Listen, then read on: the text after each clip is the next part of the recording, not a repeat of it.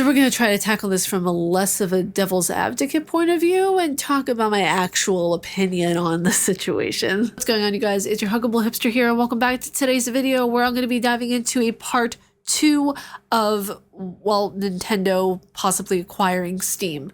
Which this isn't going to happen by any stretch of the imagination, but it's cool to be able to have these kinds of conversations and discuss these topics with you guys. So I appreciate you all for being incredibly civil and giving the video that love, because honestly, I was really worried about which way it was going to go, to be honest. I didn't know how it was going to go over on Twitter. I didn't know how it was going to go over on here. So just thank you for being patient and keeping the peace alongside me. So in the video, I kind of triggered people and I played devil's advocate, and I was like, oh, you know what? It might be a financially suitable thing for Nintendo to acquire Steam. You know, their games are on their platform and vice versa.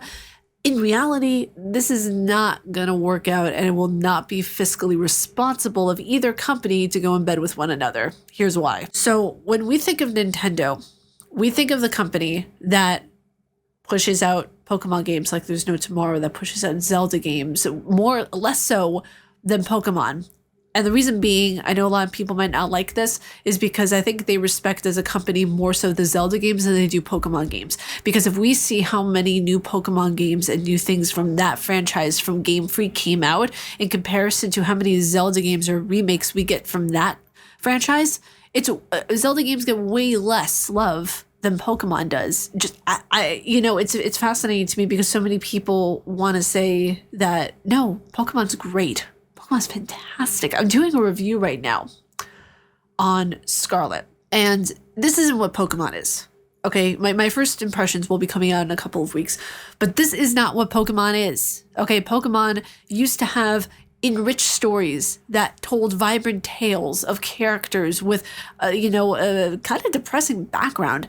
And when we look at Pokemon, we're supposed to see a vibrancy, a connection. I don't feel connected. Listen, I'm operating purely on nostalgia purposes whenever I see Pokemon, okay? When I see Pokemon, I think of this. I think of this, and I think of this. This is my first Game Boy Advanced game that I ever got. It was that. I think roughly these go for like hundreds of dollars now, so I'm keeping mine. None of you guys are getting it. So when I think of Pokemon, I think rich environments, beautiful stories that captivate me emotionally. And then I think, Ariel, that's the nostalgia talking. Go into what is Pokemon? What is Pokemon? And it's all nostalgia. If we were to play these games today, we would not like them as much if it weren't for our childhood. And I think that's what Game Freak is taking advantage of. And that's what Nintendo is taking advantage of, because half the games, besides a lot from Limited Run, which are still based in nostalgia because it's a lot of older games that are being brought to the Switch. Besides a few games from Limited Run, one of them being Coffee Talk, a lot of them are nostalgia-based that are being brought to physical copies. That way our generation can have them for a longer period of time. When it comes to Nintendo, their whole marketing shtick is nostalgia. Do I think they should actually buy out Steam or vice versa? No. Nintendo actually would to buy out Steam, stake about of those sales, because you would just be getting everything at maybe 10%. 10% off, which is nothing. Let's say for conversation purposes, right, that Nintendo were to buy out Steam.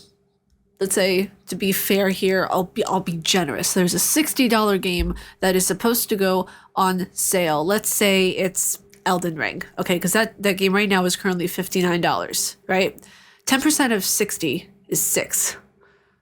It would just be $6 off. They would do a 10% reduction off of the base price at most. So when you look at how much we have Steam sales for, we currently have our spring sale going on. I don't own the company. We currently have the spring sale going on with the company Steam right now. We would not have those kinds of sales. We would not have the summer sale. We would not have the Halloween Spooktacular Spookfest sale. We would not have any of those kinds of sales if Nintendo were to be in charge of the company. I'm guessing. I don't know how a lot of this works. Again, this is all for conversation purposes, but I'm estimating here that they would have to become a publicly traded company as well if they even wanted to go and be a partner with Nintendo, or if they wanted to ever be bought out.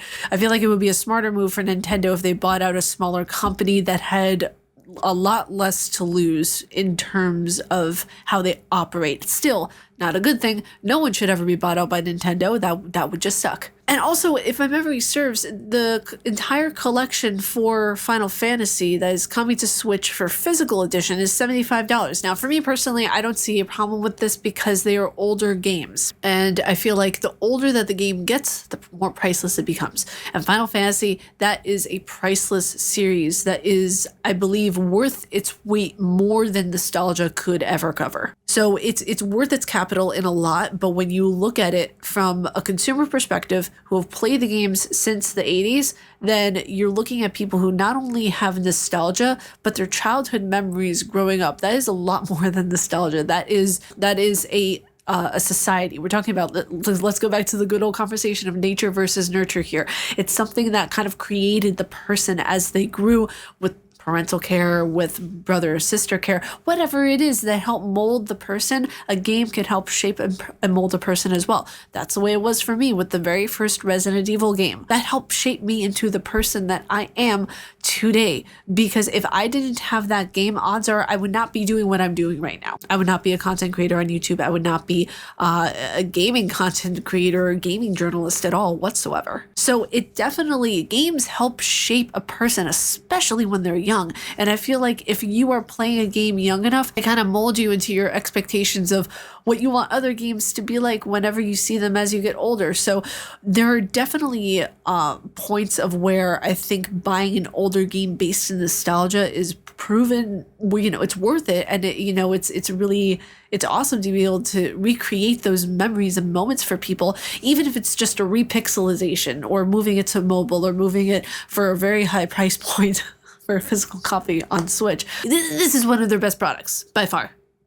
Besides the Wii and the Switch, this is one of their best products that they ever came up with. It was one of the first portable devices that made me go, oh my God, you can actually play Pokemon and Mario and Zelda on the go. And this is incredible. I used to play this in the car in the back seat while my parents were talking about politics. And I was a little kid, wide-eyed and dreaming and playing this Pokemon game and imagining myself in a different world.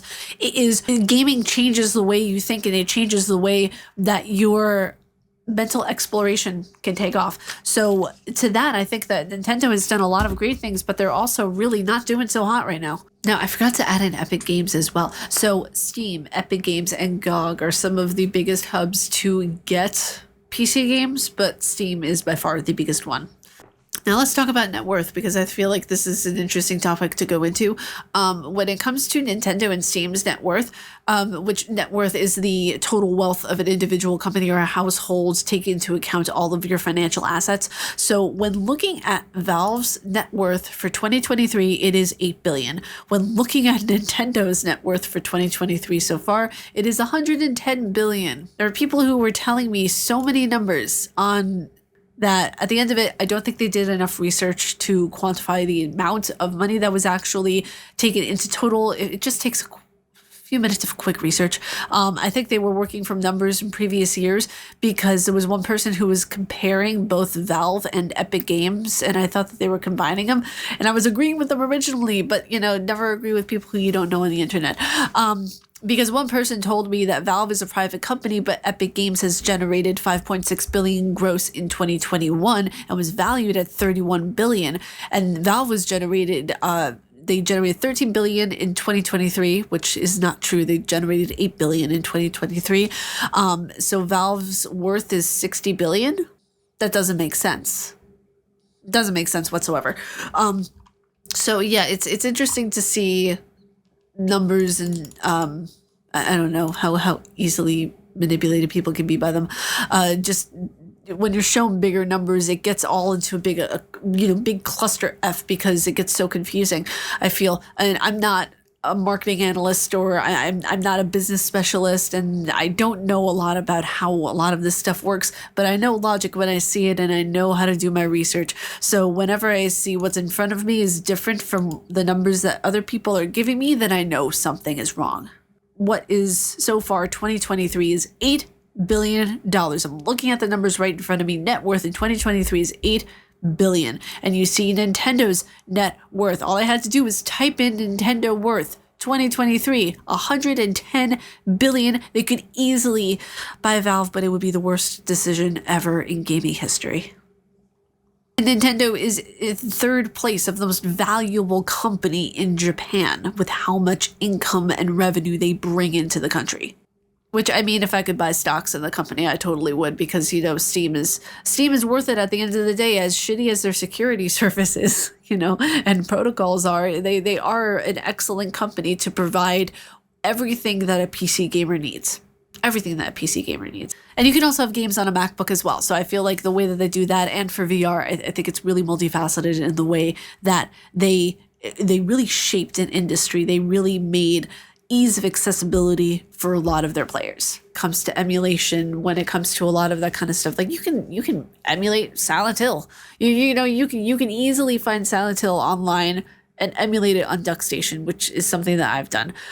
You know, you can easily take a lot of older games and stream them and play them and have the music playing in the background. There are a lot of YouTubers who cannot play a Nintendo game without getting a copyright from Nintendo or something claiming the music from one of their games. So it's very difficult, and I feel like those practices would be carried over into Steam's platform, that would be ridiculous. Like I said before, say goodbye to a lot of sales, say goodbye to the way in which the eShop would work, because the eShop, while they have sales on their eShop, it's not like what Steam does. It is just way below what Steam does. Steam has sales that are what actually sales are supposed to be. I believe I got Fallout 76 for like $9. With tax it was $10, and before it was $39. Now that's a sale, okay? So you guys, that was it for today's video. I hope you guys enjoyed this video. This is the end to the saga of me discussing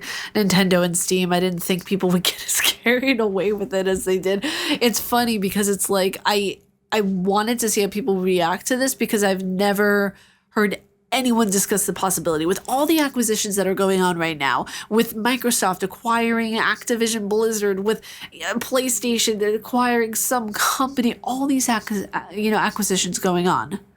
And no one is talking about the elephant in the room of where we could possibly get an acquisition on either side, from Steam to Nintendo or vice versa. No one would talk about that. And I kept thinking in my head, and I kept pushing away the idea, and I'm thinking, Ariel, don't do it. It's going to cause a storm. I'm glad that this storm was as civil as it was, but my God, you guys really took me seriously when I was like, yeah, let Nintendo acquire Steam. Jesus Christ. But then again, I was kind of serious in a sense, because it is a really interesting topic to talk about. And if I don't talk about the logical aspects of very hilarious circumstance, you guys would not take me serious. Like if I don't talk about the seriousness behind a hilarious hypothetical, it would not be taken seriously. So yeah, you know, I hope you guys enjoyed this video, and I hope you guys enjoyed the previous video. If you guys like my face and what I do, please be sure to subscribe and hit that bell down below. I make videos every day here on YouTube. May you find your worth in the waking world, dear hunter. Stay casually nerdy, and I will see you all in the next video. Umbasa.